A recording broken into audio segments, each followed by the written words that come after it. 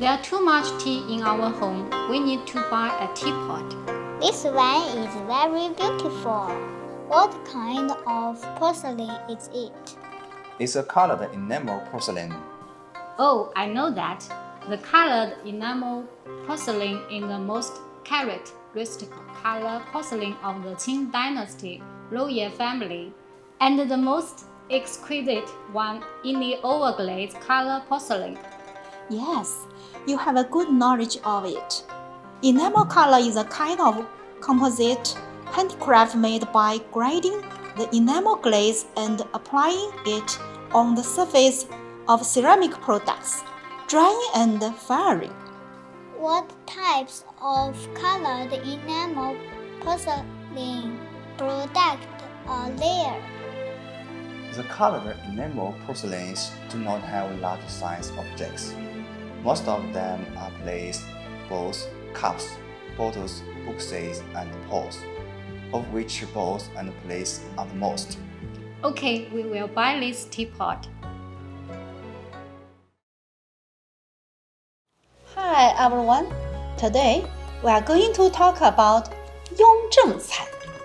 After Emperor Yongzheng succeeded the throne, his love for cloisonné enamel was even stronger than his father Kangxi. He even personally joined the design and the illustration process of enameled porcelain. He was also keen on quality control of the raw materials. Thus, the enameled porcelain wares of his time were much improved from before. The bodies were spotlessly white and the enamel pigments were fine and gorgeous. Some vessels had bodies as thin as eggshells. The colored illustrations were no longer limited to floral motifs, but were more akin to the richness of traditional Chinese realistic paintings, characterized by fine brushwork and close attention to detail and meticulous colors. With added influence of the West, the painting style had an even stronger sense of layers and depth.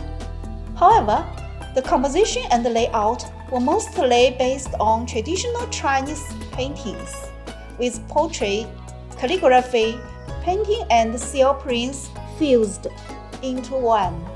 The added delicate calligraphy and the seal prints gave the overall image a more scholarly feel. Its unique fusion of styles continued its way onto Fencai porcelain. From the mid-Qing dynasty onwards, forging a strong link between Jingdezheng porcelain decoration and contemporary paintings at the time.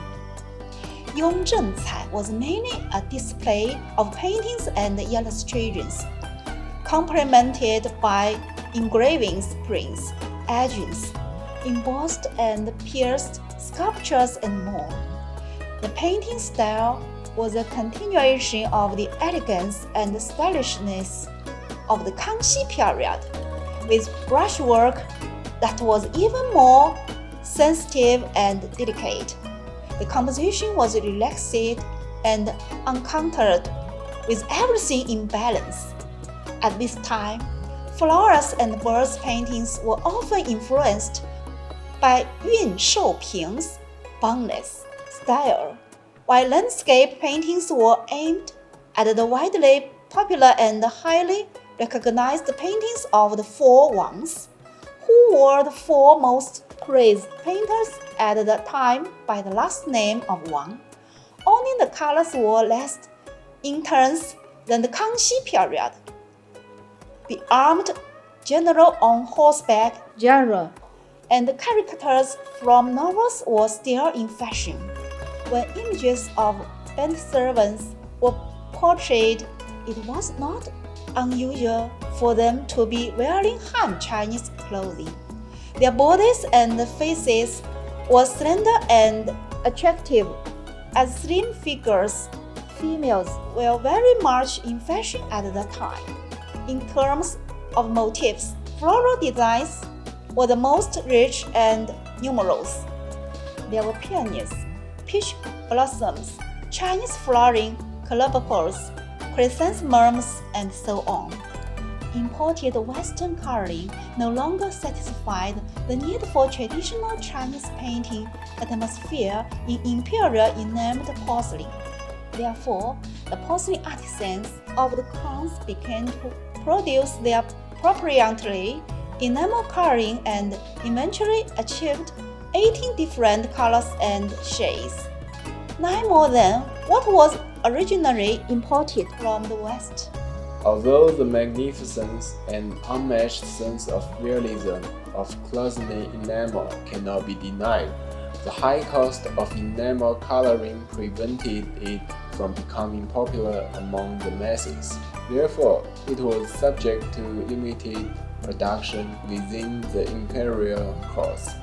The enameled porcelain of the Kangxi, Yongzheng, and Qianlong periods often had markings of the year of production using blue and rush.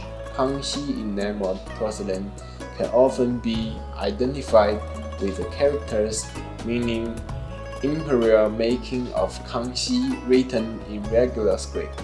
Yongzheng's production label mostly imitate Song Dynasty calligraphy, while Qianlong's markings added seal script characters.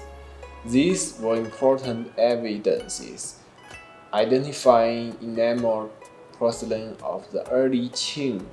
These types of porcelain with relatively expensive pigments and meticulous illustrations were owned by the courts only. Aside from certain pieces bestowed to officials deserving of the honor, the common people had rarely laid eyes on them. For this reason alone, counterfeit enamelware was later created. Some were almost impossible to tell apart from the authentic ones. To make fencai more realistic and accessible for the common people, the porcelain craftsmen of Jindezhen added solvents and snowy white into traditional wucai, lowering the intensity of hues and the maturing temperature.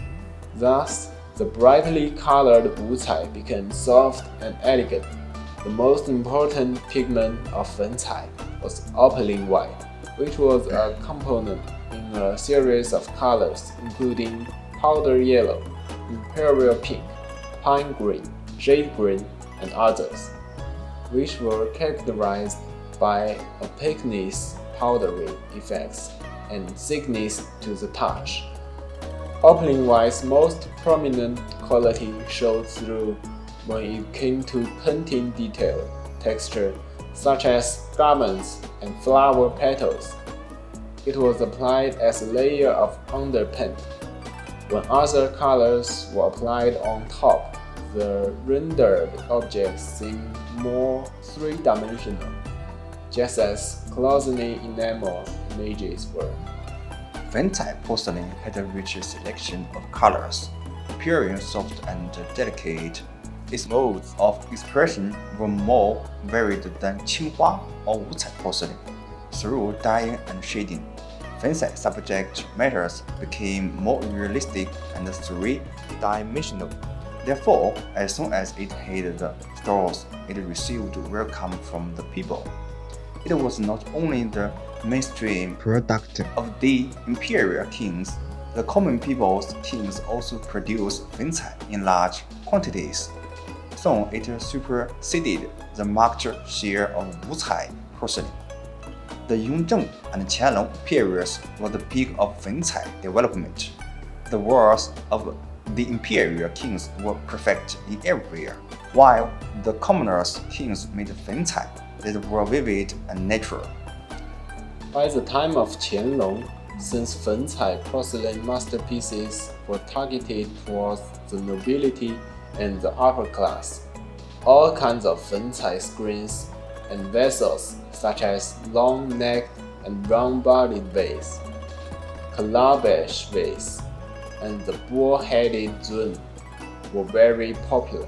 Many more innovative designs were being realized without considering the cost of development.